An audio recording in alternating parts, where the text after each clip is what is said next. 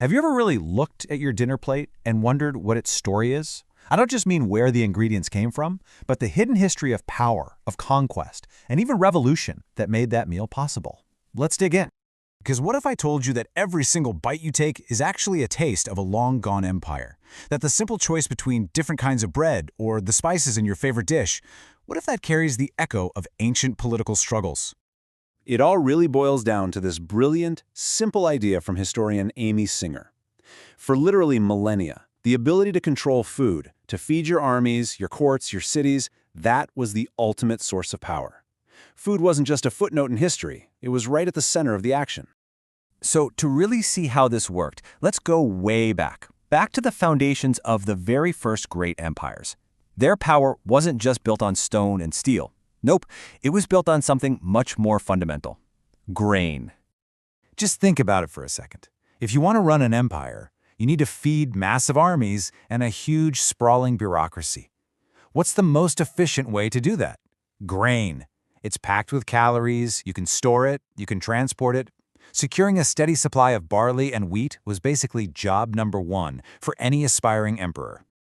And right away, a clear hierarchy starts to form. You can see it right here. Barley was the workhorse. It was the basic fuel for the masses. But wheat was different. It became the food of the elite, a powerful symbol of status and imperial might. The type of grain you ate literally defined your place in the world. Okay, so let's jump from that broad control of grain to one of the most sophisticated culinary moments in all of history. We're heading to the very heart of the Abbasid Caliphate, the bustling, cosmopolitan city of 13th century Baghdad. And our window into this incredible world is a remarkable document, the Kitab al-Tabikh, which means the Book of Dishes. It was put together back in 1226, and it's an absolute masterpiece. It shows a rich, complex cuisine that was heavily influenced by Persian traditions, a true taste of the empire's golden age. This quote from the author al-Baghdadi just perfectly captures the whole philosophy. He's telling us that food wasn't just about, survival. To them, it was the noblest of all pleasures. It was an art form that sustained not just the body, but life itself. This was a culture that took its food very, very seriously. And just look at some of these chapter titles. We are not talking about simple campfire cooking. We're talking about complex sauces, tons of different techniques for preserving fish, and even 10 distinct kinds of bread. This level of detail shows an incredibly refined and thoughtful approach to food. Okay, let's fast forward about 400 years. We see another empire, France, sparking a culinary revolution that would change the Western palate forever. This was a radical, intentional break from the past, forging a whole new identity through taste.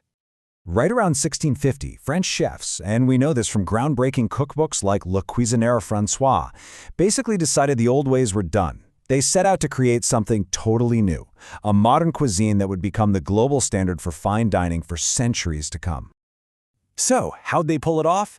It really boils down to two key changes. First, they moved away from all those heavy spices and the sweet and savory mix that was so common in medieval food. This created that clear separation between main courses and dessert.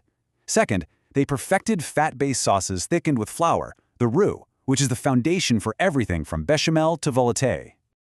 But here's the really crucial part.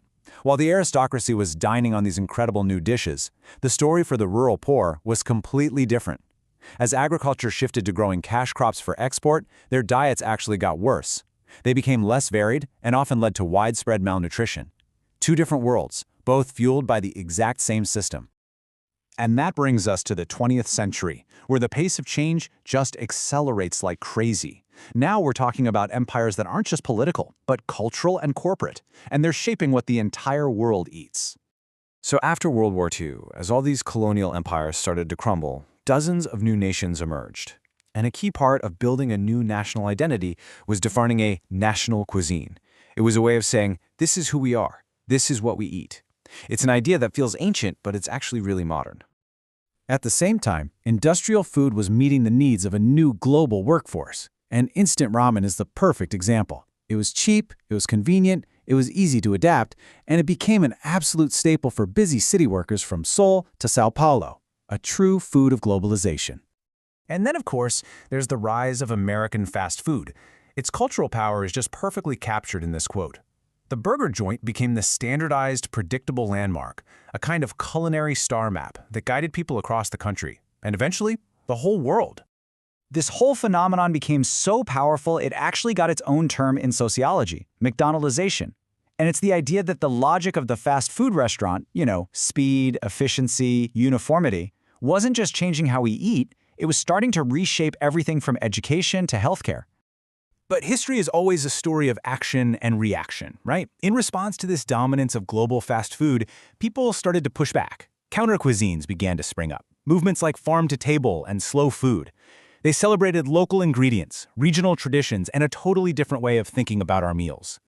So after this whirlwind tour through thousands of years of history, where does that leave us? Well, it leaves us right back where we started, at our own dinner table, looking at our food in a completely new light. Because what all this means is that every meal we eat is absolutely loaded with history. It tells a story about power and social class. It reflects religious beliefs. It's a mark of our identity. And as we've seen, changing how people eat can be a truly revolutionary act. Your plate is a map of the past.